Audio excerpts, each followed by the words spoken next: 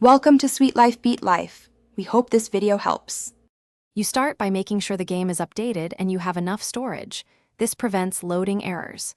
Once done, open Pixel Gun 3D and tap the main menu at the bottom left. This brings up your account and options. Next, find the gallery icon adjacent to your inventory. Tap it once to initiate the gallery module. Doing these steps first speeds up access and reduces crashes, so make sure each prerequisite is satisfied before continuing into the gallery interface. Now you'll load and navigate the gallery itself. After tapping gallery, watch the asset loading bar until it's complete. Interrupting loading can corrupt previews. Then, swipe left or right to browse skins, maps, and screenshots.